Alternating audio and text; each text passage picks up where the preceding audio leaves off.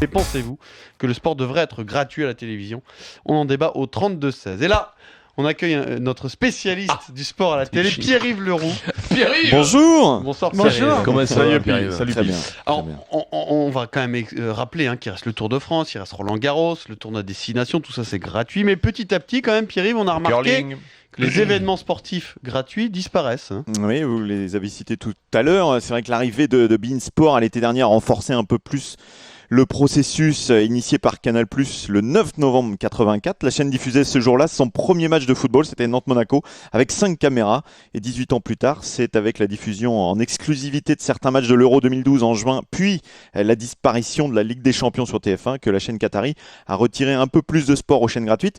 Un phénomène qui touche donc tous les championnats aujourd'hui, quasiment, handball, basket, rugby. Seul un décret de 2004 et une décision récente de la Cour européenne préservent encore les Français du tout payant. Les événements dits d'importance majeure comme les Jeux Olympiques, le Tour de France, les demi-finales et la finale du championnat d'Europe de football doivent ainsi être diffusés gratuitement. Et pour vous donner une petite idée, en 2010, sur les 100 000 heures de programmes sportifs, 98% étaient diffusés sur des chaînes payantes. En 2013, on devrait encore se rapprocher un peu plus des 100%.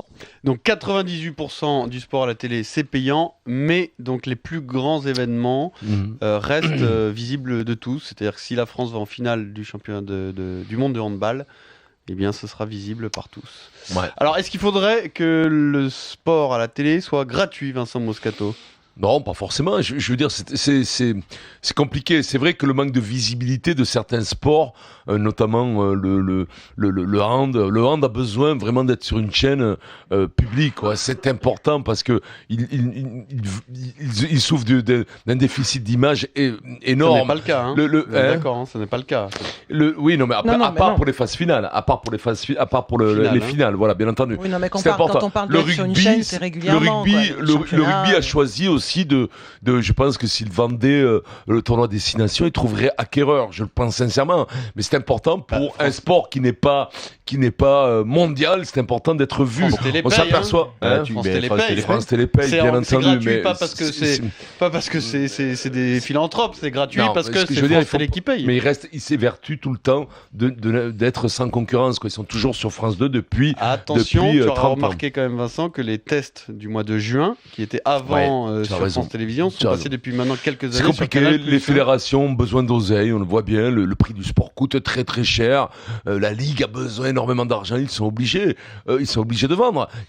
Et puis le rapport qualité-prix, peut-être que pour TF1 de mettre 30 millions sur la Formule 1 par rapport à ce qu'ils font comme audience, comme audimat, c'est un peu faiblard. Ils renouvellent pas le couvert, c'est pas la première fois, on l'a vu TF1 avec le foot, il lâche prise à un certain moment parce qu'ils peuvent pas lutter. Savoir si on ne doit pas payer le sport, si le grand public ne doit pas payer le sport, c'est compliqué. Regarde aux États-Unis, ça fait 50 ans qu'il y a du pay-per-view et ça fonctionne. Je crois que il y a du pay-per-view. Du pay-per-view. Ça dit pas comme ça. Pay-per-view.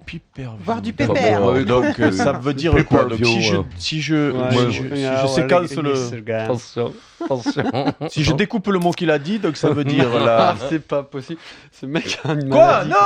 Non, mais non, j'essaie de comprendre ce qu'il a voulu dire, c'est tout. Bon, alors Eric, vas-y, fini.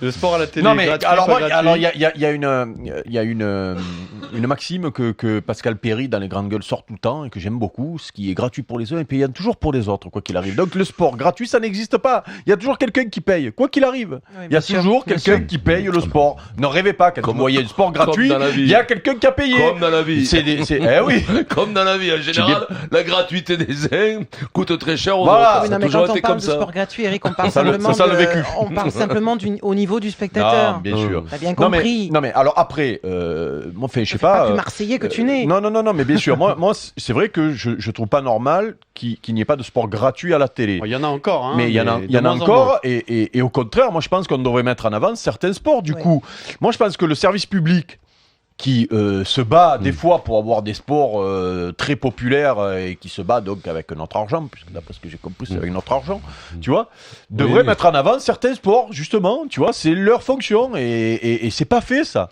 Il y a des sports, personne ne les voit. Il y a des manifestations, personne ne les voit. Donc, je pense que déjà, au niveau du service public, ça devrait être ça.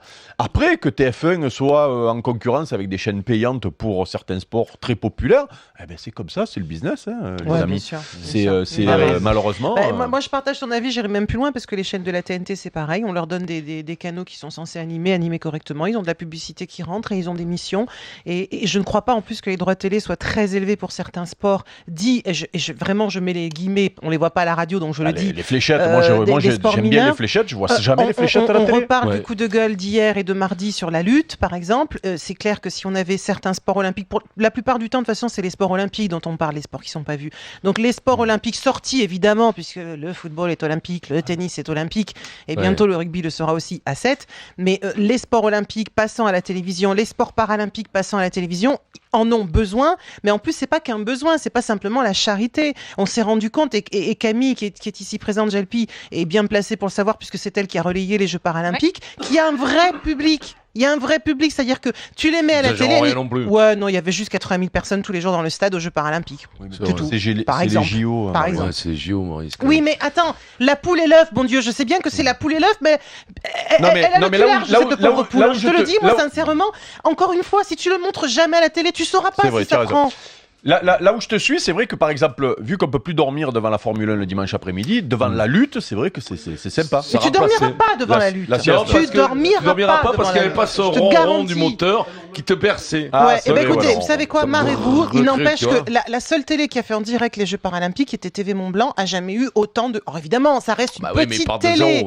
Mais ils partent de zéro, mais ils n'auront jamais eu une audience pareille et ça a été suivi. Mais tant mieux, Maryse, je te dis pas ça, mais après c'est compliqué. Pour en revenir en tout cas sur la nécessité de gratuité, oui, on a cette nécessité de gratuité. Après, on ne peut pas être bisounours. On sait très bien que la télévision, ce sont aussi les chaînes privées par essence, sont privées, sont des entreprises, elles doivent faire du pognon.